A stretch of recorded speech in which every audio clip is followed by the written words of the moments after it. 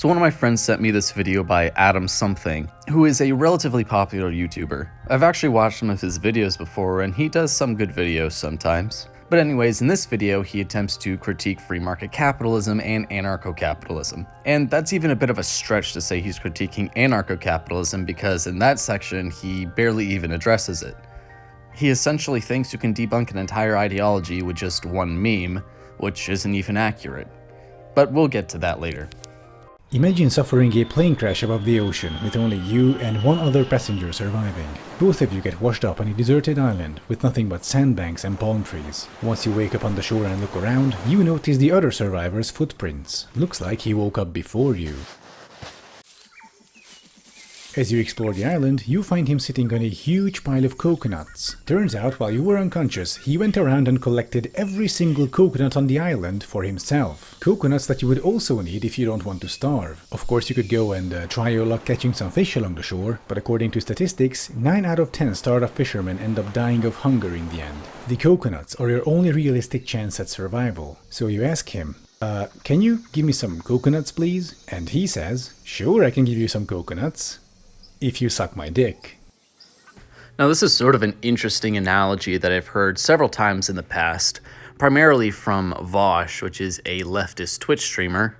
Now, I don't really get where they think they're getting with this analogy. I don't think it's very analogous at all, and it's just plain silly. I guess the conclusion is that capitalism is coercive. Now, let's just kind of break this down. So first of all, the Jeff Bezos character did in fact homestead and use his labor to collect the coconuts. So he does own them legitimately, at least according to anarcho-capitalist ethics. However, this doesn't necessarily mean that it is moral for him to ask such a favor in order for the second person to actually get the coconuts. This is completely out of any reason or rationality. But see, the thing is, under capitalism, you don't have to worry about this. This entire analogy presupposes a monopoly, which is entirely what anarcho-capitalists are against. And one of the main goals of capitalism is free competition. This is in order to prevent monopolies and to drive innovation, drive down prices. The people who want a monopoly are the people who want a state. Many people on the left, such as this guy, want monopolies on healthcare or energy. So why are they projecting their ideas onto us? Let's look at this story a little differently. What if it was 100 people who washed ashore? Some of the people begin to gather coconuts. Some of them begin to fish. The areas in which these people are the most talented begin to shine. Some are able to build houses. Gathering coconuts is a relatively simple skill. Catching fish is a bit harder, and actually building a house is significantly harder. So maybe I can go and gather coconuts all day and then come back and pay someone who built 4 houses all day for one of their houses. We are using our bodies, which we own, to perform labor on unowned objects. These objects being natural resources. In mixing our labor with these objects, we claim them as our own. If you were to say we can't claim objects on our own, then you are just against any sort of ownership, which is quite a ridiculous position to make. If I gather the coconuts and put in the work, what makes anyone else entitled to the coconuts? Why are they entitled to my labor? I should have the full judgment of what is done with my property and with my labor. What you can do is you can offer to purchase my property or my labor, which is what happens under capitalism and the capitalist mode of production. We have control of our labor, and someone who needs labor, someone who has a demand, comes to us and purchases it. We perform tasks with their property, and then they pay us with more of their property, which then becomes ours, namely money. What does not happen is that there is one natural resource and an absolute monopoly on it. We don't really have to address this analogy in any seriousness. This is like me going to a socialist and saying, well, what if all of the workers in a factory vote to blow the factory up?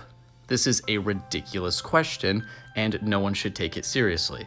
My political views, and consequently my urban planning and transit views, are all informed by one overarching value. I want as many people as possible to live the best lives they can with the largest possible degree of freedom. In practice, this means that every adult person should be free to do whatever they want as long as they don't harm others physically, mentally, or financially.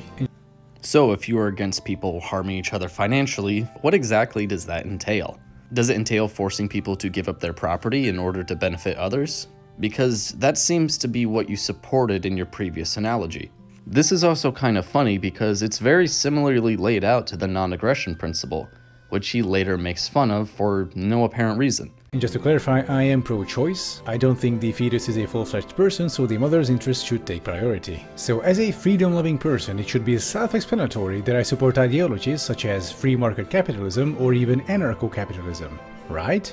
So what do these two ideologies entail? In a free market capitalist system, the economy operates with very little to no government intervention. Now keep in mind that we're only talking about the markets here. In every other aspect of life, the government can be very much repressive. For example, even totalitarian dictatorships can be free market, or at least lean towards it. In contrast, anarcho-capitalism is a system without a government, or at least a centralized institution able to effect coercion on you. Everything is left up to the free market and the people's self-organization. And I'm here to make the case that within a short amount of time, both systems would devolve into a horrifying authoritarian dictatorship. But how come these two ideologies would bring about the exact things they are designed to alleviate, namely oppression and coercion? Let's take a look, first at free market capitalism. And my question to you is your workplace democratic? And by that I mean, do you as an employee have a say in how your workplace is run? Well, not really, right? Maybe in like a very small business, but even then you don't have any say in the meaningful decisions. Like if there's, say, 5 of you working at a small restaurant as waiters, you can ask the owner to, for example, rearrange the tables a bit, because right now the layout is super inconvenient to navigate with a bunch of plates in your hand, but the outcome of that request is still completely determined by the goodwill of the owner. They can say, yeah, sure, how do you want to organize the tables? Or, nope, sorry, the layout is good the way it is. And for me, this is like a little chiefdom, if you will. It's a small community, you got the chief running things, and everyone can just go and petition the chief personally if they want to. But see, the outcome of the request is still determined completely by the chieftain. Even if all 5 of you go to them and say, so here's a petition, all 5 of us have voted to rearrange the table layout, the chieftain can still go, yeah, I disagree with that, so too bad. We end up with a system where the will of the people will be taken into account if, and only if, A, the leader is a nice person, B, the leader is afraid that some of the subordinates might quit and so they would need to spend more time and money on additional recruitment, or C, the leader believes that the new table arrangement would lead to more efficient work and so the business would make more money. Businesses are created to fulfill the will of the people, but they're not created to serve employees, they're created to serve consumers. Ultimately, it's the consumers who have a say in how the company is run. It's not just at the whims of the owner. If the owner simply did just whatever he wanted, then the consumers might not react the way he wants. And ultimately, like Adam Something pointed out, he will lose money. And lost money is wasted time, labor, and resources. So it's completely unreasonable to ignore the will of the people. What I'm wondering is where the employees get entitlement. Why are the employees' opinions more relevant than the opinions of the consumers? If the consumers are happier with tables placed out a certain way, why is it up to the employees to change that? Why are they entitled to say what should be done with someone else's property? He never actually gives any reason for this. Now, in his next section, he talks about unions and union bustings and how it's illegal. So I'm just going to kind of skip over this, because obviously I don't think union busting should be illegal, but also I don't think unions should be illegal, just not state-backed unions. Opponents of free market capitalism usually bring up the fact that the workers can just switch workplaces or, just move to another city. This is the freedom that workers have. But is it though? Changing your workplace is not an easy thing to do. I know because I've done it before. It's long, time-consuming, financially difficult. Chances are you'll be without a salary for at least a month. Well, yeah, bro, it's not very smart to quit your job without having another job lined up. I mean, this is kind of common sense. But anyways, this is a bit of a straw man because we don't just say, oh, you can move or just switch workplaces. You have many, many more options. Like, this presupposes charity doesn't exist. It presupposes you aren't capable of handling things on your own. It presupposes communes don't exist. It presupposes worker cooperatives don't exist.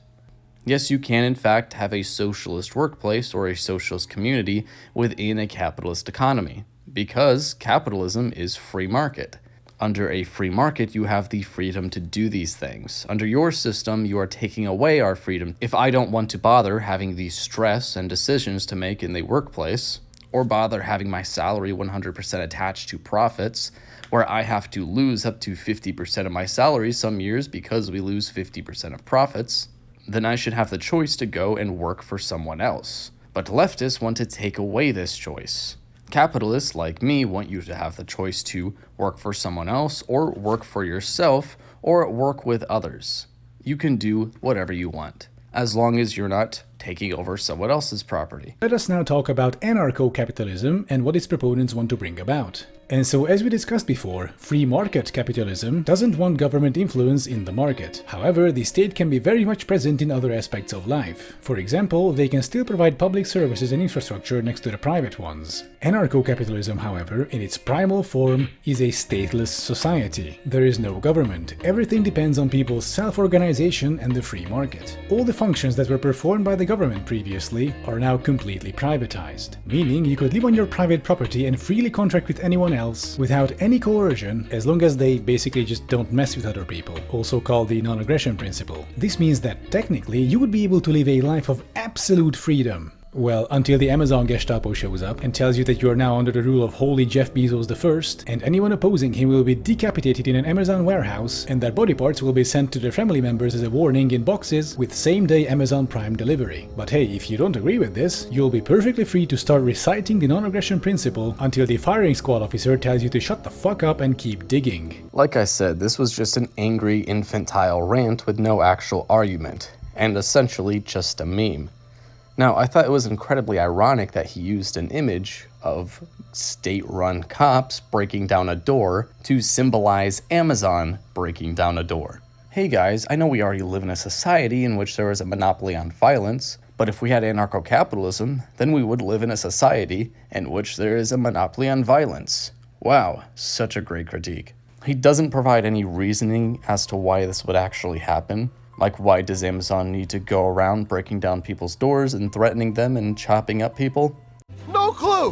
But bro, we need the government. Without the government, who's going to give $3.7 billion in your money to Amazon? Without your government, who's going to maintain Amazon's monopoly, using both subsidies and special tax breaks that other companies don't get? Who's going to treat Amazon better than small businesses? Yeah, bro, we need the government. Without the government, Amazon will have way too much power. You know, like from all of the government subsidies or something. Yeah, it makes sense, trust me. Anyways, this Amazon argument is essentially the warlords argument repackaged. Something that's been addressed literally hundreds of times throughout the decades. It all comes down to warfare simply is not very profitable. States engage in warfare because essentially they don't have any economic stake in it. They're funded by taxpayers and they can take however much money they want. But if an individual actually has his own guards or whatever, that is actually coming straight from his pockets. So if he decides that he wants to have more resources through invading someone else, he has to perform a cost-benefit analysis. A state with a monopoly on violence and taxation completely destroys things like cost-benefit analysis. And we've seen that throughout decades of unnecessary conflicts. This whole warlord situation already exists. If you have a personal economic stake in this, these conflicts are likely not to happen. I actually highly recommend checking out the paper Raid or Trade, an Economic Model of Indian-White Relations. This paper essentially is a good empirical refutation of the warlords argument. It shows that in relative statelessness, trading and peaceful resolutions were much more preferred on the American frontier. But once you had the standing military and much more state intervention, there were many more conflicts with the Indians. Because, again, you no longer had that cost-benefit analysis. If I have a group of racist cowboys and we look over and we see the Indians across the river, and we say, well, it's completely fine to kill them, to take their things, because they're not even human, we still have to worry about what the consequences of doing that is. If we attack them and actually succeed, will more come later and kill us? Doesn't seem very worth it for my life. However, now if we have an army, maybe I personally know the general, and he misses the old glory days of the Civil War, and maybe wants some more medals. Now I have him and his regiment backing me, and they are funded by taxpayer dollars. He doesn't actually have an economic stake. Now I can go and raid the Indians and come back and I have an entire army protecting me. This is essentially what happened over and over and over. And guess what? Coercion happens to be the central part of any autocracy. So if your goal is the lack of coercion, then free market capitalism or anarcho-capitalism should be the last things you would want. And I'm confident in making this statement because coercion already exists in the current system, and it's not coming from the government. What did you just say? I honestly didn't realize that bootlicking could be this extreme. So, there is literally no coercion coming from any government at all. Or at the very least, any government in a quote-unquote current capitalist system is coercing us in any way. I mean, yeah, bro, it's not like that cops literally steal more from us than actual robbers do. It's not like we're literally banned from protecting ourselves in some states. It's not like there's literally laws in place that prevent people from building more hospitals. It's not like the government backs drug patents that drive up life-saving drug prices. I don't know, man. I don't even know what to say. And so let us now circle back to the original question. Do you suck the coconut man's dick? Hey, you're free not to, with dying of hunger as the consequence. And that I believe to be coercion. If that's coercion, then why is this the system you support? And why don't you support the system of non-monopoly? This guy just went on arguing about why we should have a government monopoly, and then goes, yeah, having no other choice and just having a monopoly is coercion. Under your system, I don't have any choice other than to partake in society, or else I have the risk of dying. Is that coercion? It must be if coercion is just not having any other choice. This entire argument is just silly. He didn't provide any actual arguments or refutations or anything. So yeah, for now, let's just say this is another capitalism dub.